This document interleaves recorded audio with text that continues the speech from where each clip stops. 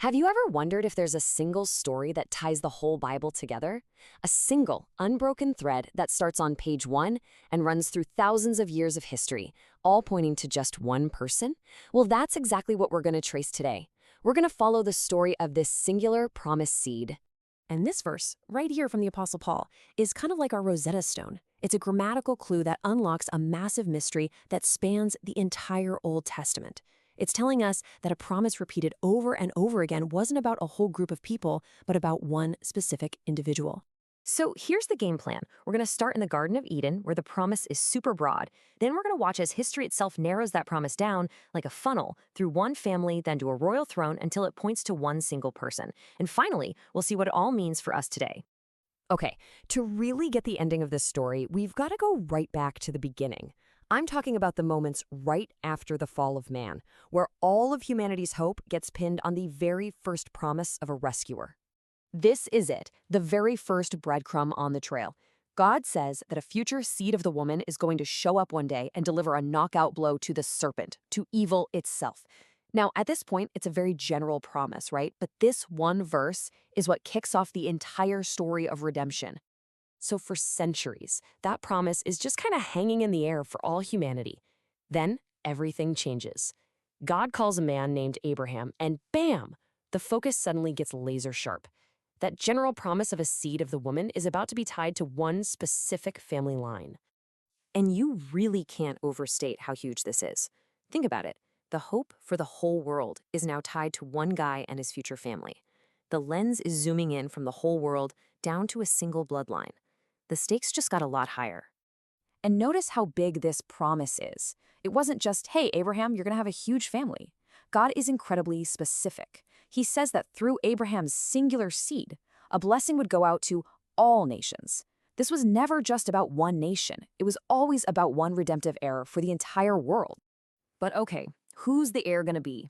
Abraham had 2 sons, and God makes it crystal clear. The line will not pass through Ishmael, the son born out of human planning.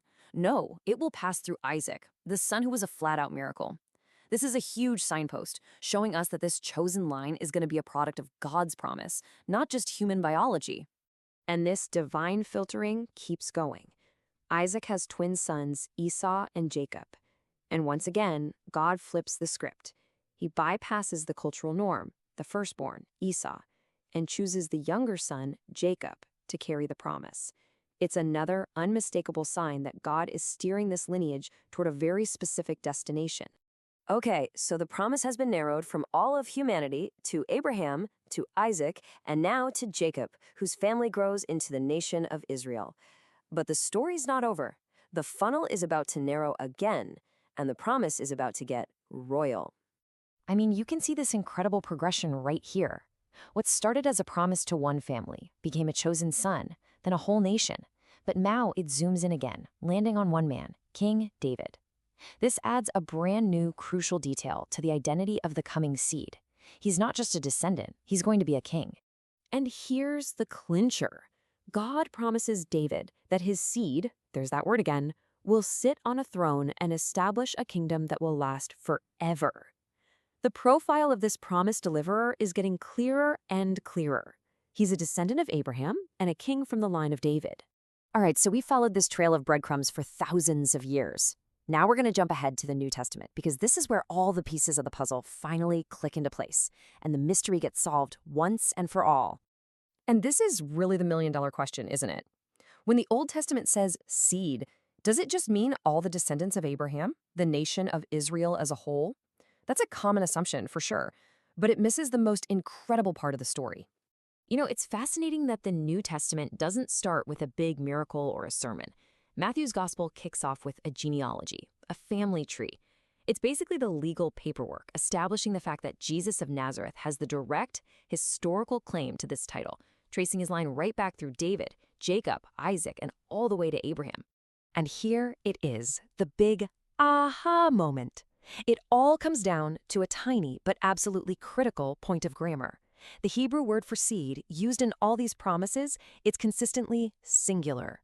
That wasn't a mistake. It was a deliberate, prophetic choice of words, pointing not to a collective people, but to one specific individual. And that brings us full circle. The Apostle Paul just lays it all out on the table. He's essentially saying, look at the grammar. The promise wasn't made to seeds, as in lots of people. It was made to your one seed, and that seed is Christ. It's the ultimate confirmation. It was always, always about the Messiah. So, the promise that was made in the garden, narrowed through the patriarchs, and assigned to a royal throne has finally been fulfilled in one person. But what does that mean for everybody else? What's the inheritance? See, this isn't just some dusty, ancient history lesson. The fulfillment of this 4,000-year-old promise has direct, profound implications for us, right here, right now. So what does it mean for you? And this is where the whole story becomes just beautiful. Because Christ, the one true seed, has come. The promise is now thrown wide open to everyone. Paul explains that if you belong to Christ through faith, you are spiritually grafted into this lineage. You become an heir to that very same blessing promised to Abraham all those thousands of years ago. So from a cryptic promise whispered in the dirt of the Garden of Eden, through centuries of history, through a supernaturally preserved bloodline, God kept his word.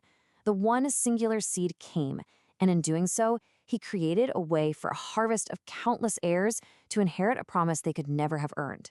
What an absolutely incredible story of faithfulness.